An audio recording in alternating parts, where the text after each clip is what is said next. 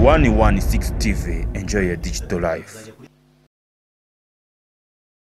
Neza abakurikira 116 TV, nkuko bisanzwe uyu munsi twabazaniye ibiganiro byiza by'ubuzima mukunda. Uyu munsi aho tugiye kuvuga uburwayi bwo mu mutwe, uburwayi bw'igicuri, uburwayi buhabwa inyito bitewe n'ahantu hariho uburwayi bwo kugwa. Nitwa Ndorayabo Evariste, muganga ubungabunga ubuzima bwo mu mutwe. Tangire n'ubusobanuro by'uburwayi bwo mu mutwe. Ni uburwayi bwangiza uburyo abantu batekereza, uburyo biyumva, uburyo bitwara ndetse n'uburyo babana n'abandi.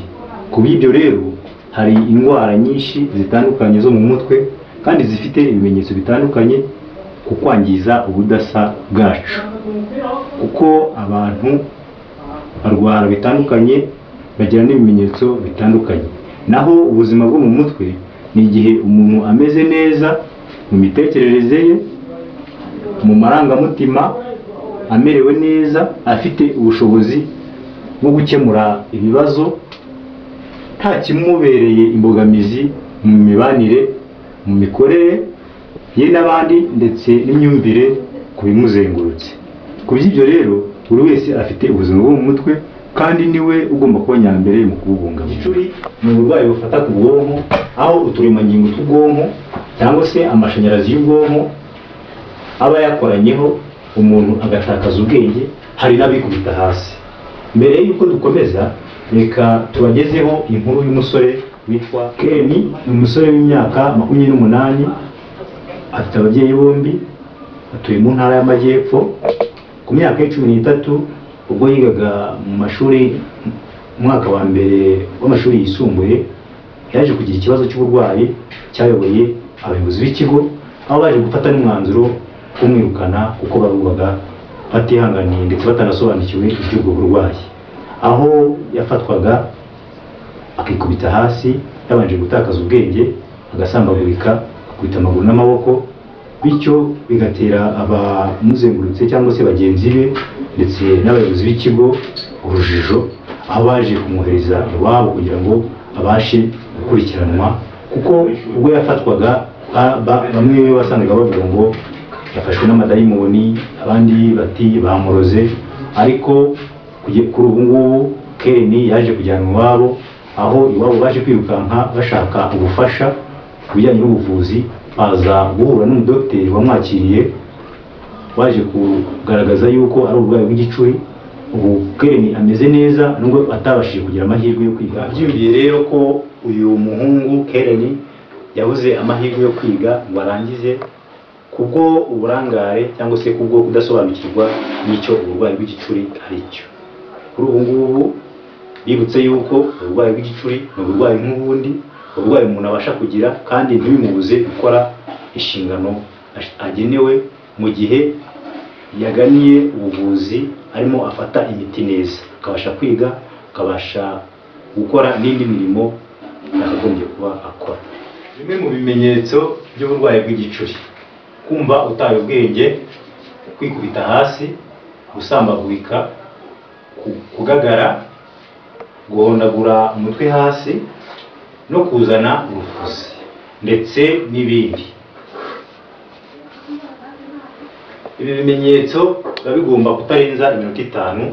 Iyo birengeje iminota 5, umuntu aba afite amakrize yo kugira ngo ahabwe ubutabazi bw'ibanze, aho abamwegeye bagomba guhita bihutira kumugeza kwa muganga. Icyo wakora rero uramutse ubonye mugenzi wawe aragaragaje bimwe mu bimenyetso twavuze haruguru cyangwa se afashwe n'uburwayi bw'igicuri, mube hafi urebe niba nta bishobora kumukomeretsa.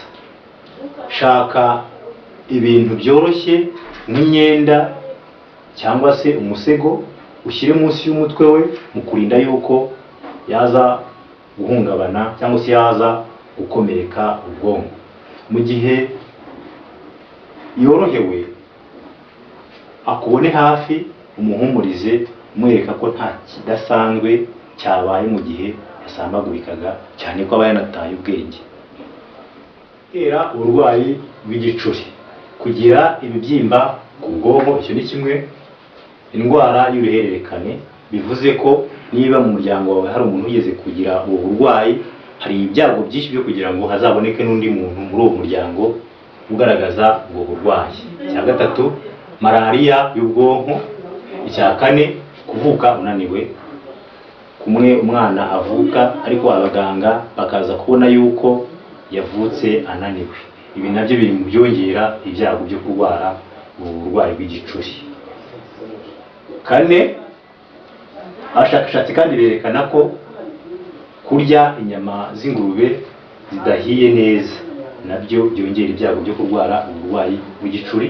Gatanu, ibikomere ku bwonko, ukaba wenda waraguye ukikubita hasi, ukaba ngombwa ko ubwonko hagaragaraho igikomere, n'ibindi tutabashije kuvugaho.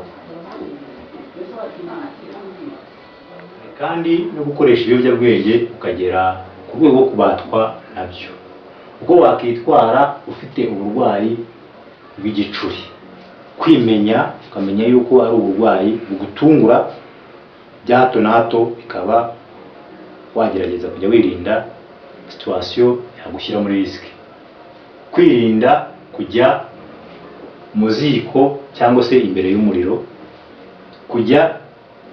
kwirinda kandi kujya mu ruhande rw'amazi. Mwabyumviye rero, bimwe mu gutera ubu burwayi hari n'ubwo umuntu aba ari we wabigizemo uruhare. Umuntu rero niwe uhitamo guhungabanya ubuzima bwo mu mutwe cyangwa se kububungabunga. Nta buzima budafite ubuzima bwo mu mutwe. Ikiganiro cyacu nakagaruka, mwari kumwe na Ndolayawe Evariste, muganga ushinzwe kubungabunga ubuzima bwo mu mutwe. Naho gutaha. 116 TV, enjoy your digital life.